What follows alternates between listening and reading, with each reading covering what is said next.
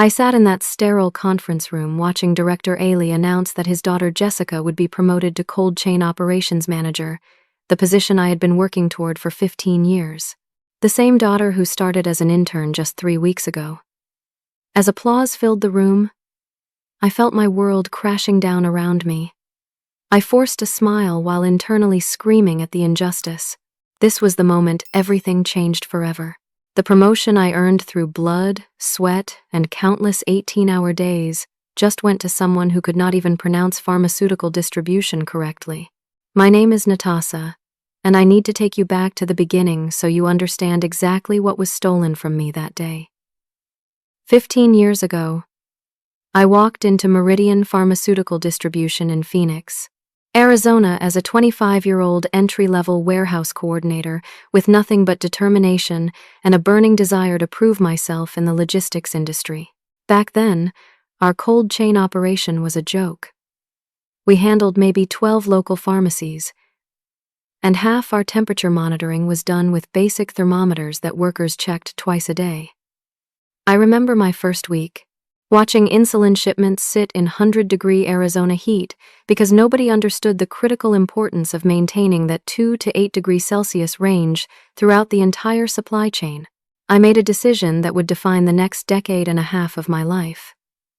While my coworkers went home at 5 o'clock sharp, I stayed late, studying pharmaceutical cold chain logistics. I spent my evenings reading FDA compliance manuals, learning about temperature mapping, and understanding the science behind vaccine stability. Weekends found me researching vendor relationships and analyzing distribution patterns. The sacrifices were brutal. I missed family barbecues, skipped Christmas gatherings, and postponed my engagement to Marcus because I was always working. My sister constantly asked when I would find time for a personal life. But I knew I was building something important. Every missed dinner date and canceled vacation was an investment in my future. Slowly, methodically, I began transforming our operation. I designed comprehensive temperature monitoring protocols that tracked every degree fluctuation from manufacturer to end user. I built relationships with specialized transport companies that understood the unique requirements of biologics. I created documentation systems that exceeded FDA standards and impressed every corporate audit. The results spoke for themselves. Within 5 years, we grew from serving 12 local pharmacies to handling distribution for over 200 medical facilities across Arizona and New Mexico. By year 10, we were managing cold chain logistics for 800 hospitals, clinics, and pharmacies throughout the entire Southwest region. Corporate executives from our Dallas headquarters would visit Phoenix specifically to observe our operation. I was featured in Cold Chain Quarterly magazine for implementing innovative tracking systems.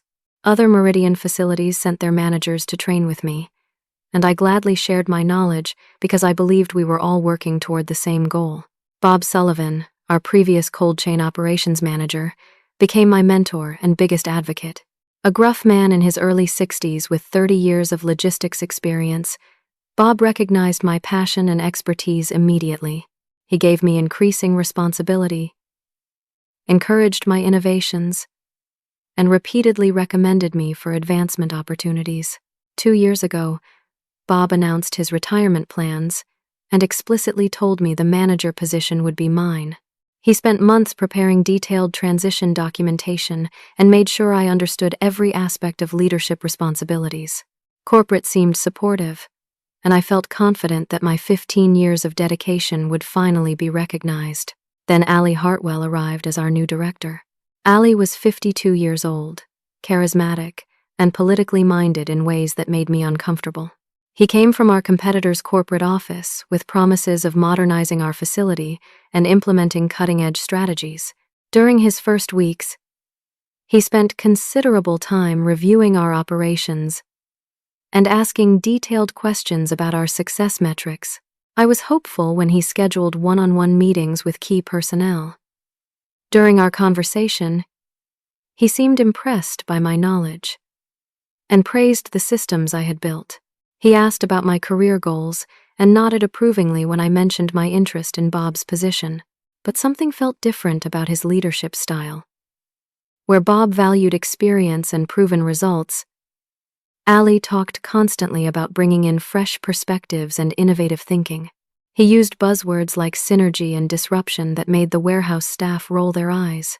The first red flag appeared 6 months ago when Ali mentioned bringing in summer intern program participants to observe our operations. He spoke excitedly about young talent and digital natives who could help modernize our approach. I supported the idea of mentoring new professionals, never imagining what was actually being planned. My warehouse team had become like family over the years. Danny Rodriguez, our lead technician, started as a part-timer while finishing his logistics degree and worked his way up to managing our automated systems.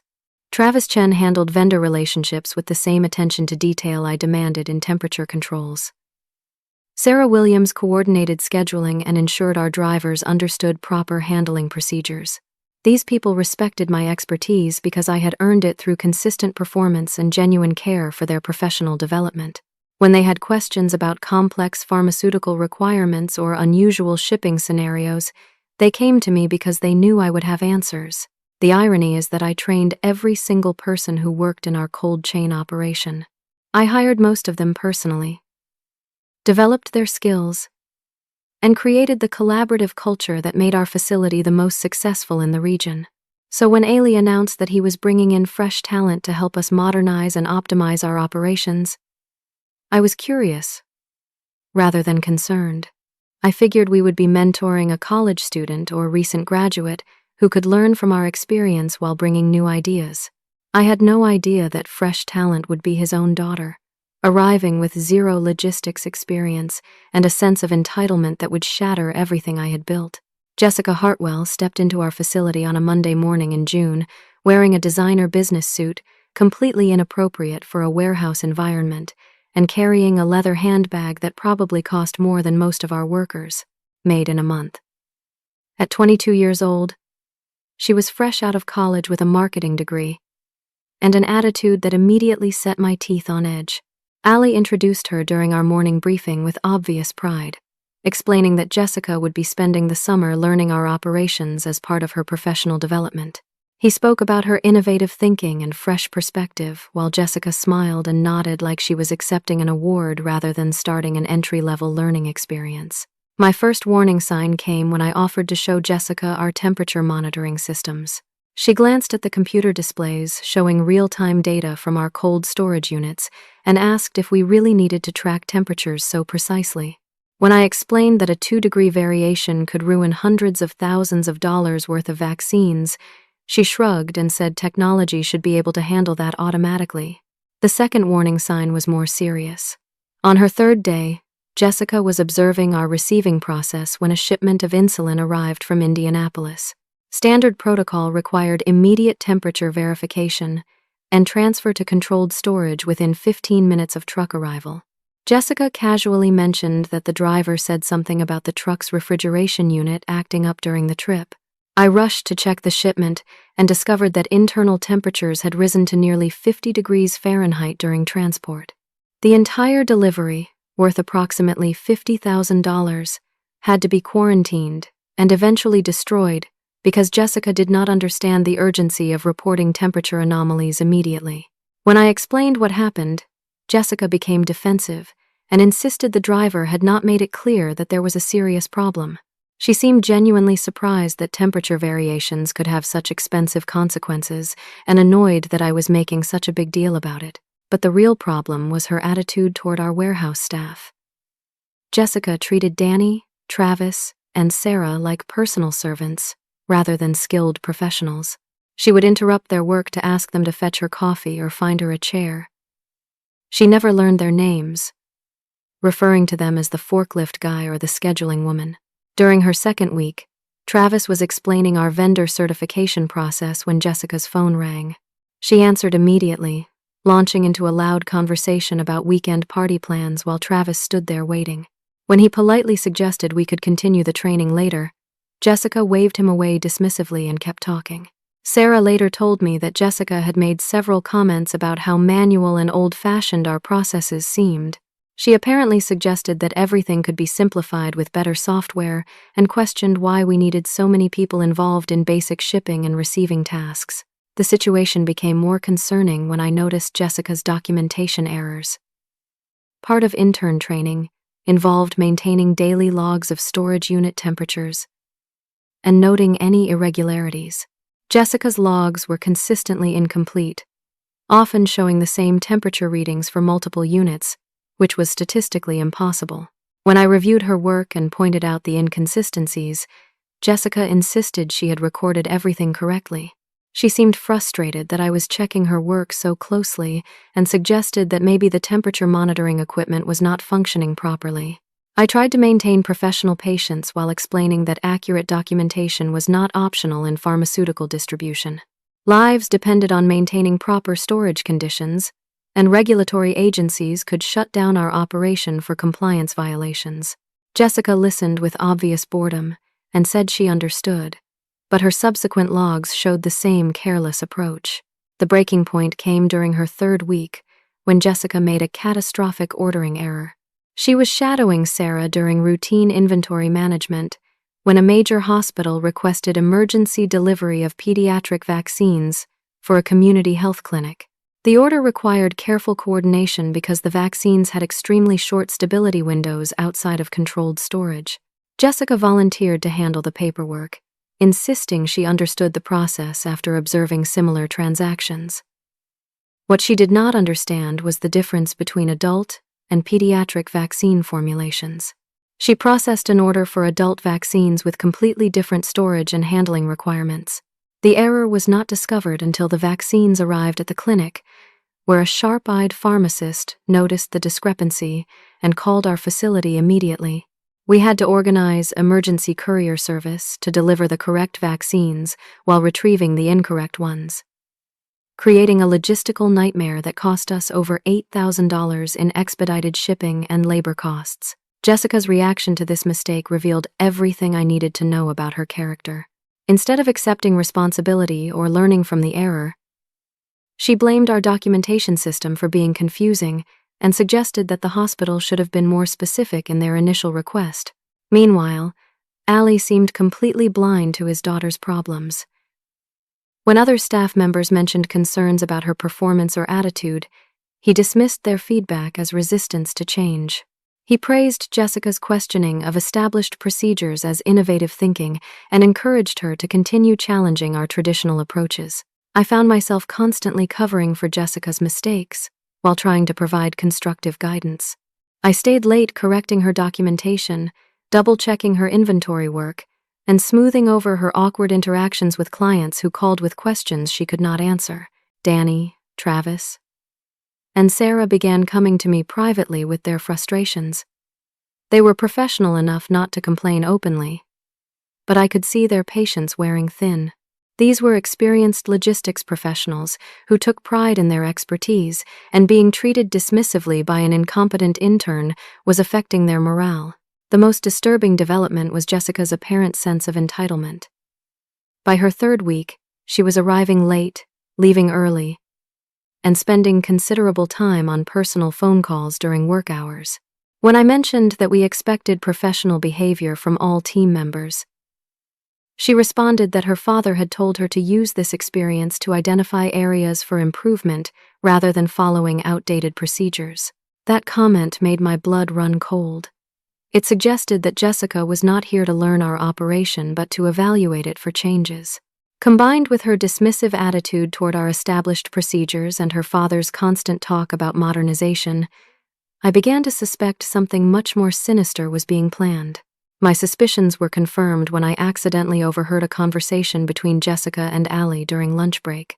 They were discussing promotion opportunities and strategic changes, with Jessica expressing confidence that she understood what needed to be fixed in our operation. As I listened to this 22-year-old marketing graduate critique 15 years of my professional work, I realized that the foundation I had built was under attack, and the person leading that attack was the director's daughter, who had just spent 3 weeks proving she understood nothing about pharmaceutical logistics. The all-hands meeting was scheduled for 9 o'clock on a Friday morning in late June. Ali sent everyone an email the previous afternoon with the subject line, "Exciting organizational changes," and a request for full attendance from all cold chain personnel. I walked into our main conference room that morning, expecting routine updates about quarterly performance metrics or maybe news about corporate initiatives. The space was cramped with folding chairs arranged in uneven rows, and the air conditioning struggled against Arizona summer heat streaming through windows that faced east toward the morning sun. Bob Sullivan sat in the front row, looking uncomfortable in a way that made me nervous. He had been unusually quiet all week, avoiding eye contact when I tried to discuss transition planning. Danny, Travis, and Sarah clustered together near the back, whispering among themselves with expressions that suggested they had heard rumors about what was coming. Jessica entered wearing another expensive suit and carrying a leather portfolio that looked like it contained important documents. She took a seat near the front and kept glancing at her father with anticipation that made my stomach twist with dread. Ali began the meeting with his usual corporate speak about innovative solutions and strategic positioning. He talked about Meridian's commitment to staying ahead of industry trends and the importance of bringing fresh perspectives to established operations. As he spoke, I noticed Regional Manager Patricia Wong sitting quietly in the corner with a tablet, taking notes about everything being said. Then he dropped the bomb that destroyed my world. "I am excited to announce that Jessica Hartwell will be promoted immediately to Cold Chain Operations Manager, effective Monday morning." The words hit me like a physical blow. I felt my heart stop beating, and my vision narrow to tunnel focus on Ali's face as he continued explaining his decision. The room seemed to tilt sideways, and I gripped my chair to keep from falling over. "Jessica brings a millennial perspective to our operation and digital native insights that will help us modernize our approach to pharmaceutical logistics. Her educational background in marketing gives her a unique understanding of customer needs and efficiency optimization." I could hear applause around me, but it sounded distant and hollow, like it was happening in another dimension. My hands started shaking, and I pressed them against my thighs to stop the tremors. 15 years of my life had just been dismissed with buzzwords about millennial perspectives and digital native insights. Bob Sullivan's face turned red, and I watched him grip the arms of his chair until his knuckles went white. Danny, Travis, and Sarah sat in stunned silence, their mouths hanging open in disbelief. Even Patricia Wong looked surprised and was typing rapidly on her tablet. Jessica stood to acknowledge the applause with a bright smile and confident wave. She thanked everyone for their support and promised to bring fresh energy to the position. Her voice carried the same entitled tone I had heard during her 3 weeks as an intern, but now it was amplified by official authority. The rest of the meeting passed in a blur of implementation details and transition timelines. Ali explained that Jessica would begin her new role immediately and would be working closely with me during her first weeks to ensure smooth knowledge transfer. He praised my years of service and expressed confidence that I would provide excellent support during this exciting transition. When he opened the floor for questions, Bob Sullivan stood abruptly and walked out without saying a word. His footsteps echoed through the hallway as the conference room fell into uncomfortable silence.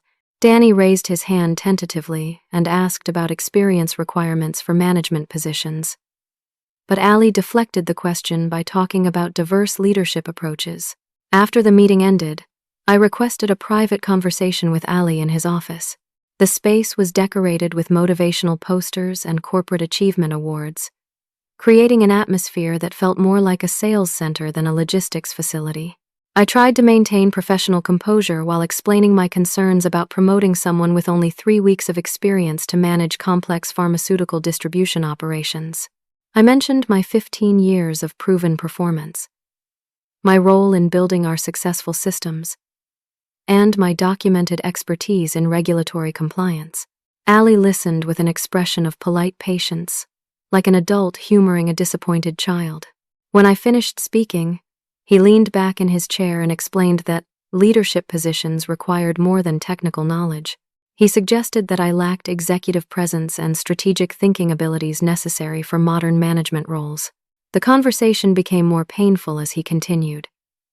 He questioned my ability to adapt to changing industry requirements and suggested that my approach to operations was too focused on traditional methods. He praised my dedication but indicated that dedication alone was not sufficient for advancement in today's competitive environment. Then came the final insult that made my decision crystal clear. "Natasha, I think you could be valuable in a supporting role.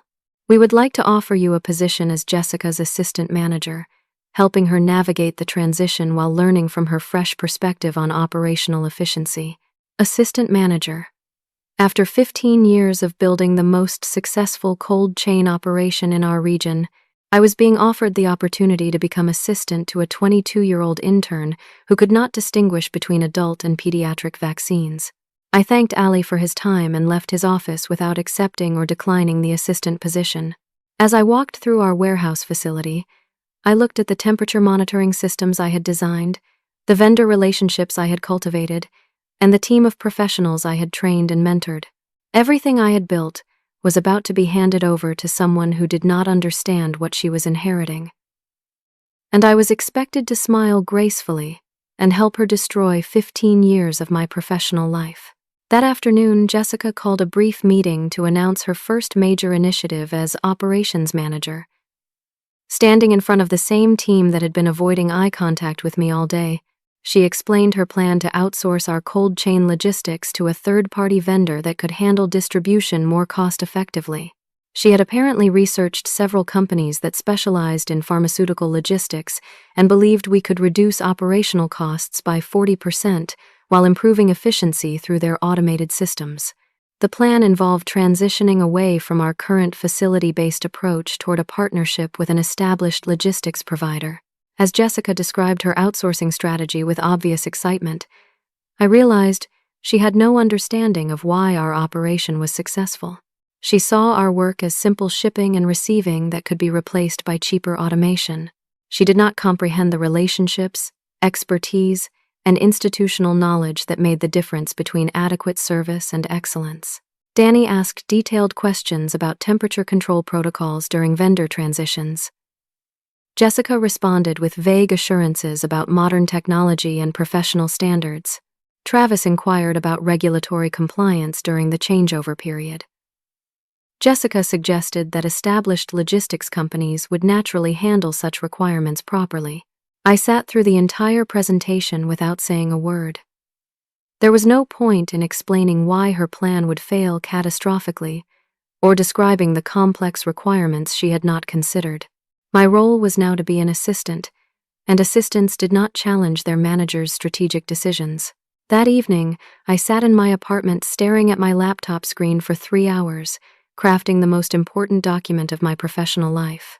My resignation letter needed to be perfect, gracious enough to maintain my reputation, comprehensive enough to highlight the magnitude of what was being lost, and professional enough to leave no room for criticism. As I wrote, I thought about every sacrifice I had made for Meridian pharmaceutical distribution, every missed family gathering, every postponed vacation, every evening spent learning new regulations and improving our systems. I thought about the pride I felt when corporate executives praised our operation and the satisfaction of building something truly excellent from nothing. Now all of that was being handed to someone who saw it as outdated procedures that needed disrupting. I finalized my resignation letter at 2 a.m, printed it on professional letterhead, and prepared to deliver it with the same dignity I had maintained throughout 15 years of exemplary service. Sometimes the most powerful response to injustice is quiet grace. Sometimes walking away with your head held high accomplishes more than fighting a battle you cannot win. I arrived at the office early Monday morning, carrying my resignation letter in a manila envelope. The document was 2 pages long, professionally formatted, and carefully worded to maintain my reputation while making clear exactly what Meridian was losing. The letter began with gratitude for 15 years of professional growth and opportunities to contribute to pharmaceutical logistics excellence. I thanked Bob Sullivan for his mentorship and acknowledged the support of my warehouse team. I expressed appreciation for corporate confidence in my abilities and recognition of achievements throughout my tenure. Then I outlined my decision to pursue opportunities that better aligned with my career goals and professional values. I noted that my last day of employment would be exactly 2 weeks from the date of the letter, providing adequate time for knowledge transfer to ensure continued operational excellence. What made the letter particularly powerful was the attached documentation.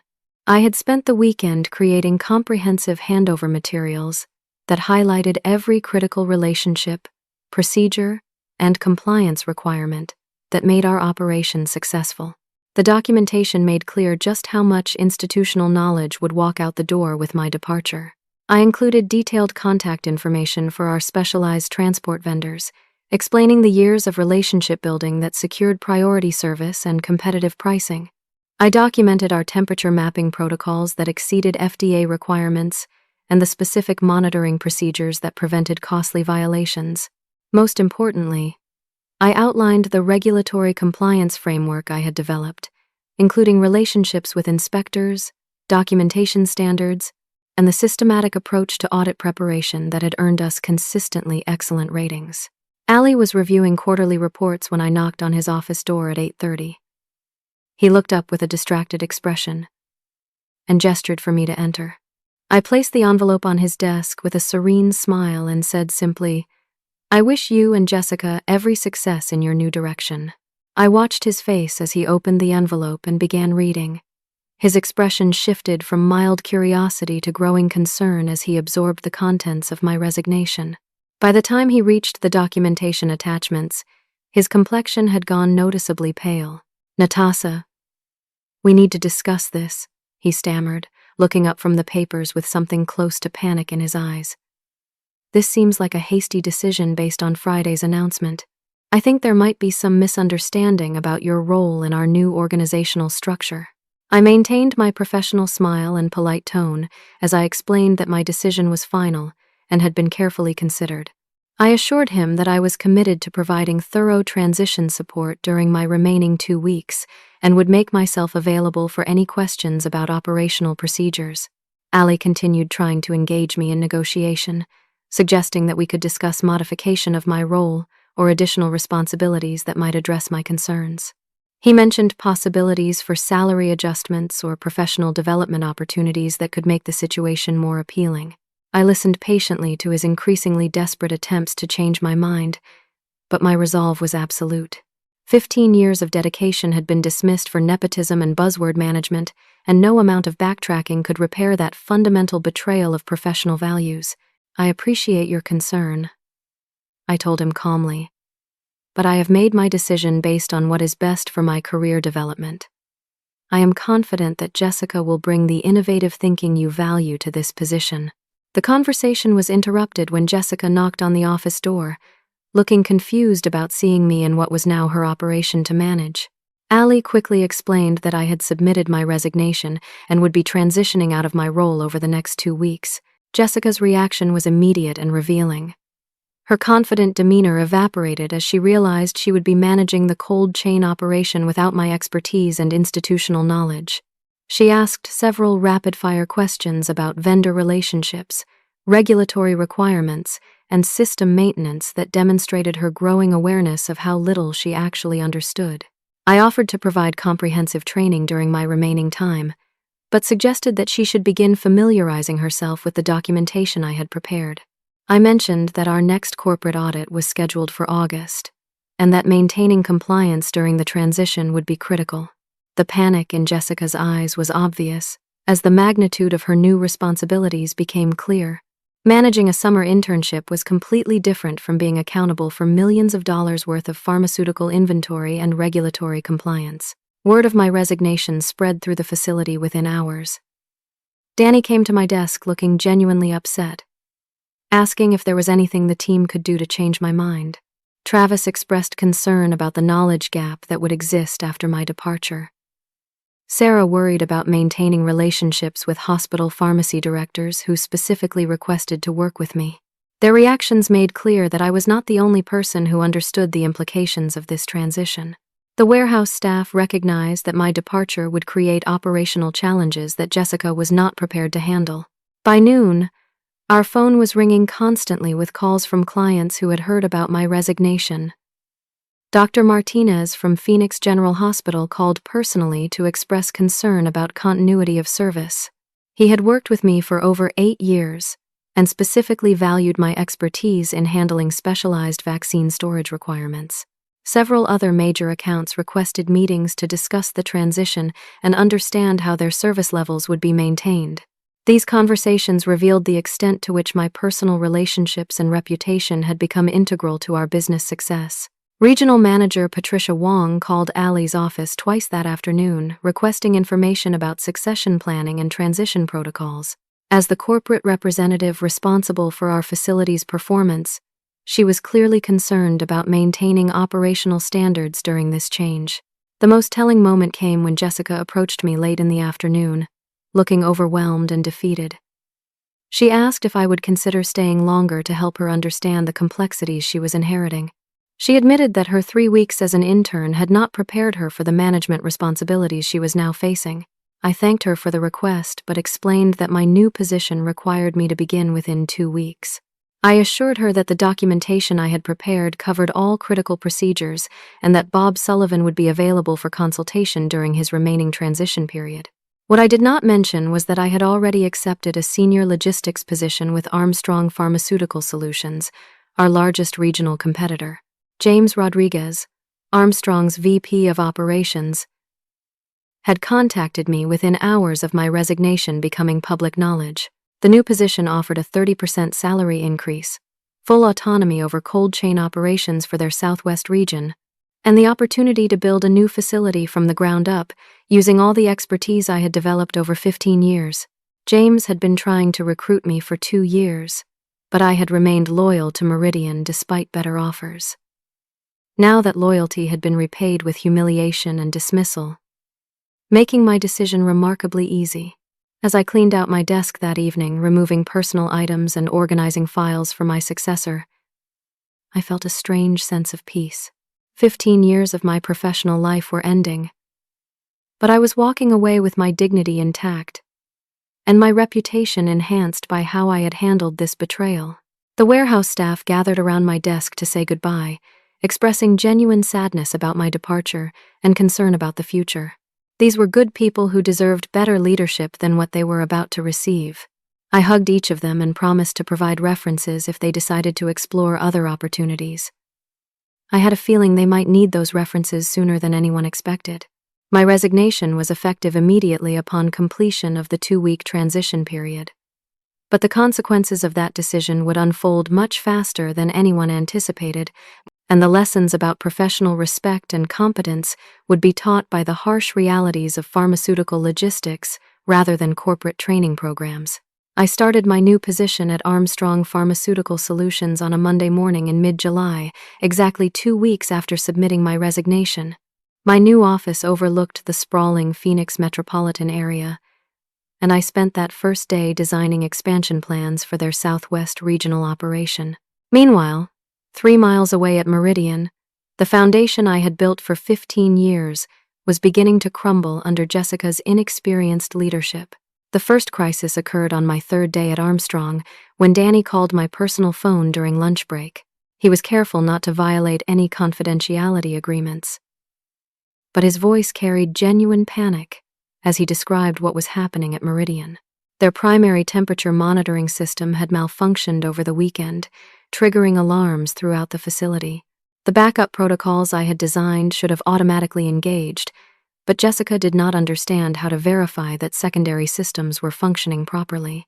Instead of following the emergency procedures documented in my transition materials, Jessica had called a general IT support contractor who spent 6 hours trying to troubleshoot software they had never seen before.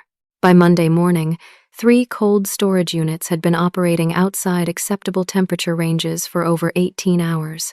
The pharmaceutical inventory in those units, valued at approximately $120,000, had to be quarantined and ultimately destroyed, because there was no way to verify that storage conditions had remained within FDA requirements throughout the malfunction period. Danny explained that Jessica seemed overwhelmed by the documentation requirements for reporting temperature excursions to regulatory agencies. She had spent most of Monday trying to contact vendors who could provide replacement inventory on an emergency basis, but our specialized suppliers required specific certification protocols she did not understand. The situation became worse when key vendor representatives began asking to speak with me personally. These were relationships I had cultivated over years of reliable service and professional competence. When Jessica tried to explain that I no longer worked for Meridian, several vendors expressed serious concerns about continuing their partnerships. Travis called me later that week with more disturbing news. Jessica's outsourcing plan was moving forward despite the temperature monitoring crisis. But the third-party logistics company she had selected was demanding copies of all operational protocols, compliance, documentation, and vendor agreements before proceeding with the transition. The problem was that most of those documents contained proprietary information I had developed and intellectual property that belonged to me personally rather than Meridian. The outsourcing company needed my specific protocols and vendor relationships to maintain service standards. But I had taken that knowledge with me when I left. Jessica apparently spent an entire day on conference calls, trying to explain Meridian's operational requirements to the outsourcing company. But her lack of technical expertise made meaningful communication impossible. The logistics provider ultimately declined to proceed without access to detailed specifications and vendor relationships they could not obtain. The following week brought a more serious crisis that demonstrated exactly how fragile our operation had become without proper leadership. Sarah called to warn me that Dr. Martinez from Phoenix General Hospital was threatening to terminate their contract with Meridian due to declining service quality. A routine shipment of pediatric vaccines had been delayed for over 6 hours because Jessica approved a delivery route that violated temperature stability requirements. When Dr. Martinez questioned the delay, Jessica reportedly became defensive and suggested that his standards were unnecessarily rigid. Dr. Martinez had specifically requested that I handle all vaccine deliveries because of the specialized storage requirements for immunocompromised children. When he discovered that I no longer worked for Meridian and that Jessica was managing his account, he immediately began exploring alternative suppliers. The loss of Phoenix General would have been devastating under normal circumstances, but the timing made it catastrophic. Word spread quickly through the medical community that Meridian was experiencing operational problems, and other hospital administrators began reevaluating their pharmaceutical distribution relationships.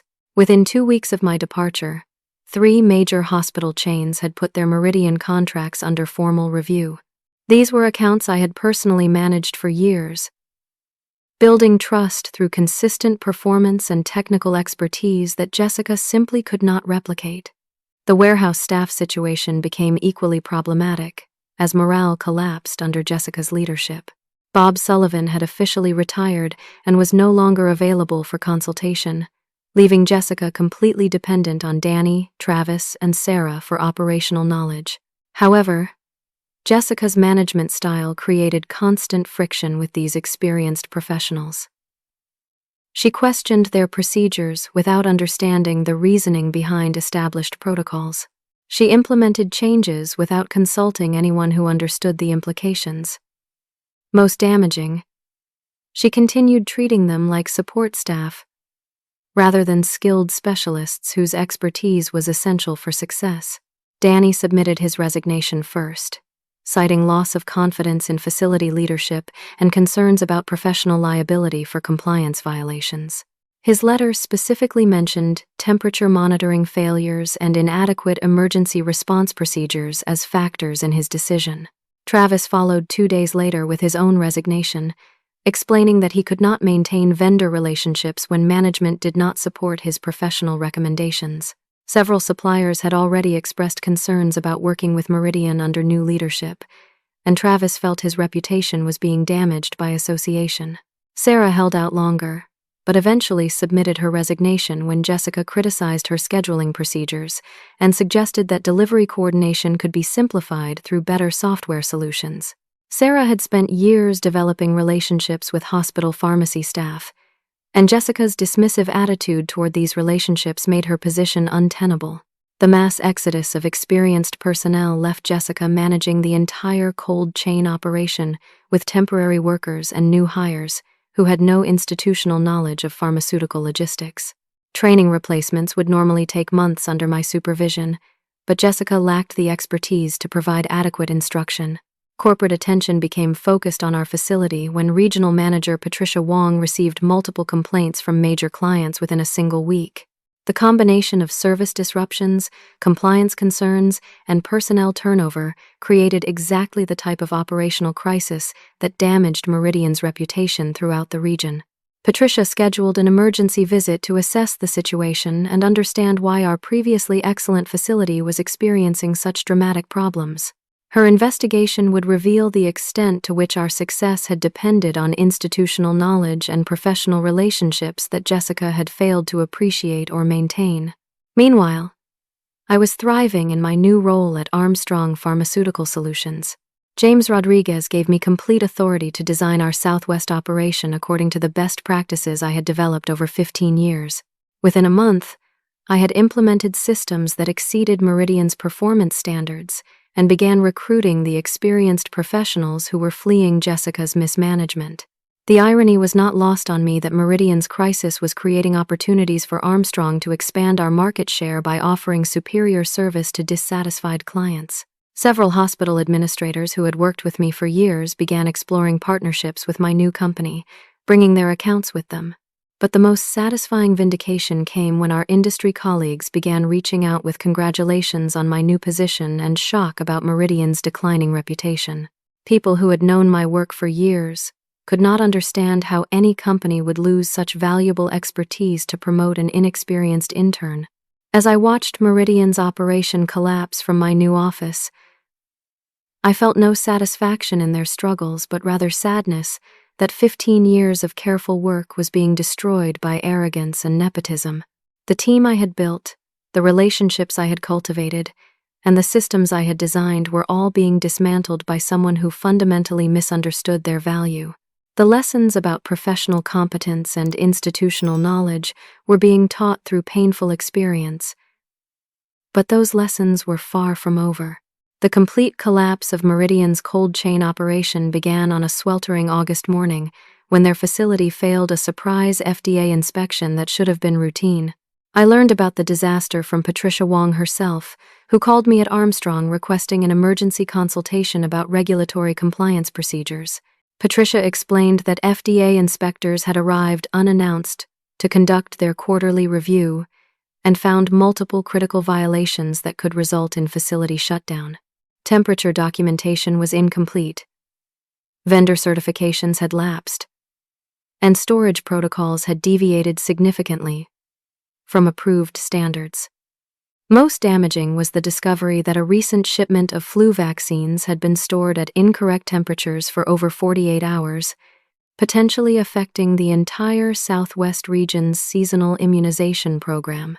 The vaccines, valued at nearly $2 million, had to be recalled and destroyed while public health officials scrambled to secure replacement supplies. Jessica had apparently been unaware that vendor certifications required annual renewal and specialized documentation. Several key suppliers had suspended their relationships with Meridian when their contracts expired without proper renewal procedures being followed. This left the facility unable to maintain adequate inventory levels or meet client delivery commitments. The FDA inspection report was devastating. Inspectors documented systematic failures in temperature monitoring, inadequate staff training, and absence of proper oversight for pharmaceutical storage operations. They issued a formal warning that could lead to criminal charges if immediate corrective action was not implemented. Corporate headquarters in Dallas was not informed about the severity of Meridian's problems until regional clients began filing formal complaints and threatening legal action. VP Michael Stevens flew to Phoenix for an emergency assessment and discovered that the facility's operational standards had deteriorated beyond acceptable levels. Stevens conducted interviews with remaining staff members and quickly realized that the crisis stemmed directly from Jessica's promotion and my departure. The institutional knowledge and professional relationships that had made Meridian successful were gone, leaving an inexperienced manager struggling with responsibilities she could not handle. Bob Sullivan was contacted during his retirement and agreed to provide testimony about the facility's previous performance standards and the factors that had contributed to its success. His detailed explanations about my role in building operational excellence made clear that Jessica's promotion had been based on favoritism rather than qualifications. The financial impact became catastrophic when major pharmaceutical manufacturers began terminating their distribution contracts with Meridian. These companies could not risk association with a facility that had demonstrated repeated compliance failures and quality control problems. Hospital administrators throughout the Southwest region launched their own investigations into Meridian's operational problems after several facilities received compromised medications. Dr. Martinez led a consortium of medical professionals demanding accountability for the temperature control failures that had endangered patient safety. Media attention intensified the crisis when industry publications reported on Meridian's quality control failures and the circumstances surrounding my departure. Cold Chain Quarterly published a detailed analysis of how nepotism and poor management decisions had destroyed a previously exemplary operation. The article specifically mentioned that Meridian had promoted an inexperienced intern over a 15-year veteran with recognized expertise in pharmaceutical logistics. Industry professionals throughout the country read the story and understood exactly what had happened. Legal consequences escalated when a major hospital chain filed a lawsuit seeking damages for medications that had been compromised due to Meridian's temperature control failures. The lawsuit alleged negligence and breach of contract, with potential damages exceeding $5 million. Additional lawsuits followed as other clients discovered that their pharmaceutical supplies had been affected by storage violations during Jessica's brief tenure as operations manager. The legal exposure threatened Meridian's continued operation and created liability issues that extended beyond simple contract disputes. Allie's position became untenable when Stevens conducted a thorough review of personnel decisions and discovered the extent to which personal relationships had influenced professional promotions. The combination of operational failures, financial losses, and regulatory violations made his continued employment impossible. Corporate investigators documented a pattern of favoritism that had prioritized family connections over professional competence. Ailey's decision to promote Jessica, despite her obvious lack of qualifications, was identified as the primary cause of the facility's collapse. Jessica was quietly transferred to a marketing position at a different Meridian facility, removed from operational responsibilities she had never been qualified to handle.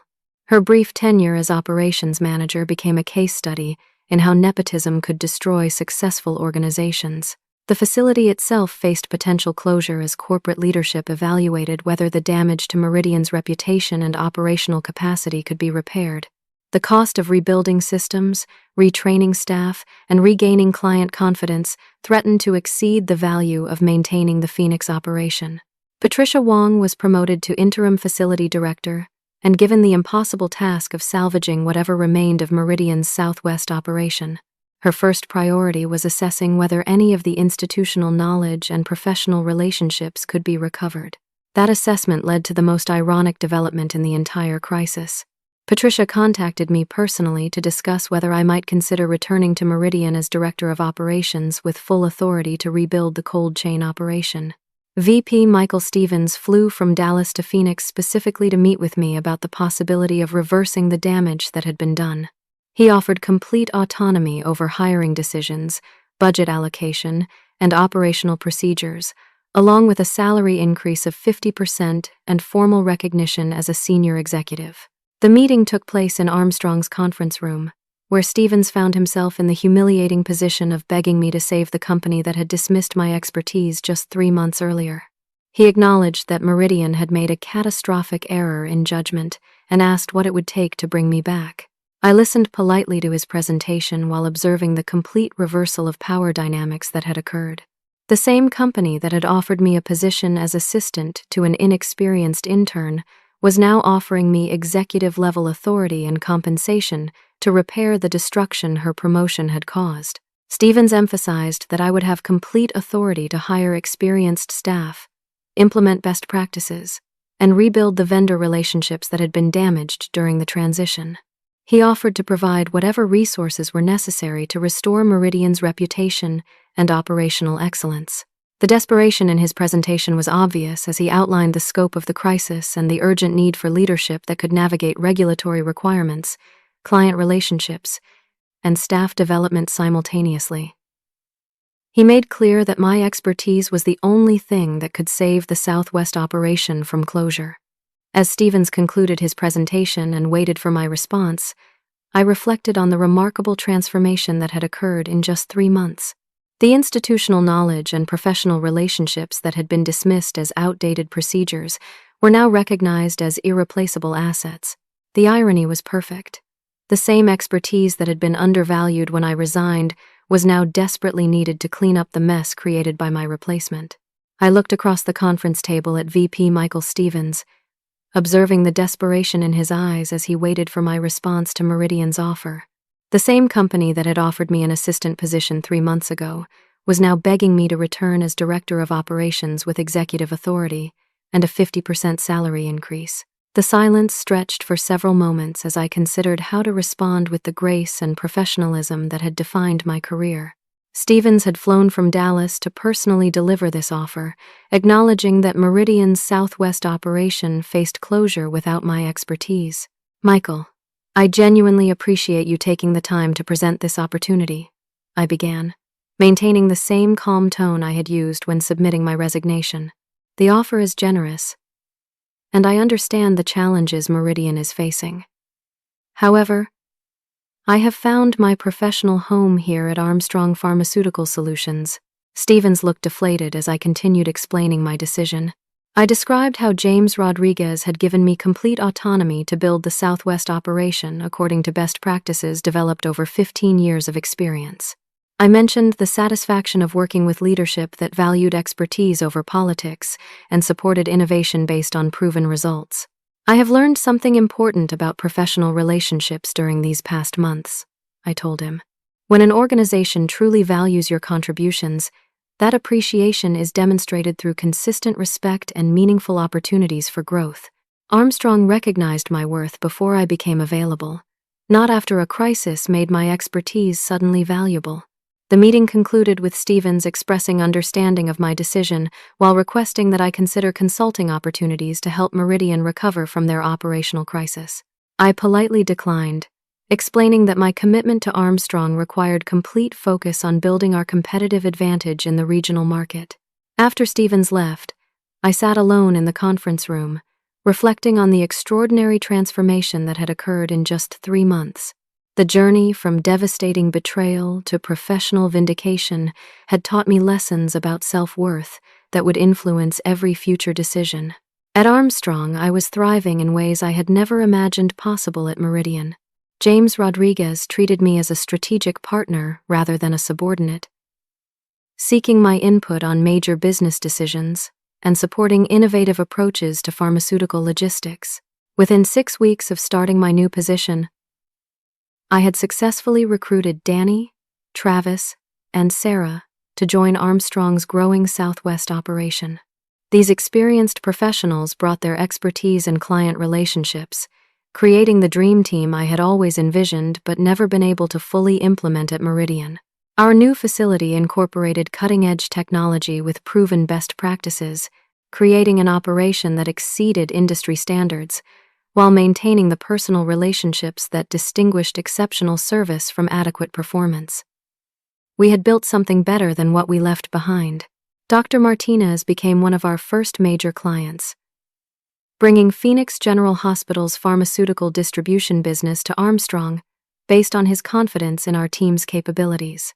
His endorsement opened doors throughout the medical community, and our client base grew rapidly. The professional recognition that followed was more satisfying than any promotion could have been. Cold Chain Quarterly invited me to speak at their annual conference about building operational excellence through institutional knowledge and professional relationships. Industry colleagues praised my handling of an impossible situation and the success of Armstrong's new operation. 6 months after leaving Meridian, I received the Southwest Regional Excellence Award for Innovation in Pharmaceutical Logistics. The ceremony was attended by hundreds of industry professionals who understood exactly what the recognition represented. As I accepted the award, I saw Ale sitting in the back of the auditorium. He had been unemployed since Meridian terminated his employment and was struggling to find another director-level position due to the reputation damage from the Southwest facility's collapse. Our eyes met briefly across the room, and I saw recognition of what he had lost through his poor judgment. The expertise he had dismissed as outdated procedures was now celebrated throughout the industry. The relationships he had undervalued were generating success for Armstrong, while Meridian continued struggling to rebuild their operation. Jessica eventually found appropriate work in marketing at a different company, where her college degree and family connections were less problematic than they had been in operational management. The experience had taught her humility about professional competence and the importance of earning positions through demonstrated ability. Bob Sullivan came out of retirement to help Patricia Wong rebuild Meridian's operation using the protocols and procedures I had originally developed. The irony of implementing my systems to replace Jessica's failures was not lost on anyone involved in the reconstruction effort. Patricia ultimately succeeded in stabilizing Meridian's Southwest operation, but the facility never regained its previous market position or reputation for excellence. Too many clients had been lost, too many relationships damaged, and too much institutional knowledge destroyed for complete recovery. The most profound lesson from this experience was understanding that professional worth is not determined by titles, recognition, or organizational hierarchy. True value comes from expertise, integrity, and the ability to build meaningful relationships based on competence and trust. When you know your own worth, the universe has a remarkable way of proving you right. Walking away from disrespect with dignity accomplishes more than fighting battles you cannot win. Sometimes the most powerful response to injustice is quiet grace, combined with excellent work that speaks for itself. Success is not about titles or organizational charts. It is about building something meaningful, treating people with respect, and letting your work create opportunities that politics could never provide. The foundation you build through honest effort will always be stronger than anything constructed through favoritism or shortcuts. At Armstrong, I learned that the right organization will value your contributions before you become desperate enough to accept disrespect. Companies that recognize talent provide opportunities for growth that make previous limitations seem insignificant. The warehouse team that followed me to Armstrong understood that professional relationships based on mutual respect create possibilities that hierarchical authority could never duplicate. We built something together that exceeded what any of us could have accomplished individually. Today, Armstrong's Southwest operation serves over 1,500 medical facilities throughout Arizona, New Mexico, and Nevada. We maintain the highest compliance ratings in the industry, while providing personalized service that our clients specifically request when evaluating pharmaceutical distribution options. Most importantly, we have created a workplace culture where expertise is valued, innovation is encouraged, and professional growth is based on demonstrated ability rather than personal connections. Every team member understands that their contributions matter and their professional development is supported. The ripple effects of choosing dignity over compromise continue spreading throughout my career. Industry recognition led to consulting opportunities, speaking engagements, and professional relationships that would never have been possible while accepting disrespect at Meridian. Looking back, I realized that Ali's betrayal was actually the catalyst that freed me to achieve professional success beyond anything I had previously imagined. His poor judgment created opportunities I would never have pursued while remaining loyal to an organization that undervalued my contributions. Sometimes life's greatest gifts come disguised as professional disasters that force us to discover our true worth and find organizations that recognize our value. As I finish sharing this story with you, I want to ask, have you ever experienced a situation where walking away with dignity led to better opportunities than staying and fighting? How did you find the courage to choose self-respect over security? And what lessons did that experience teach you about your own professional worth?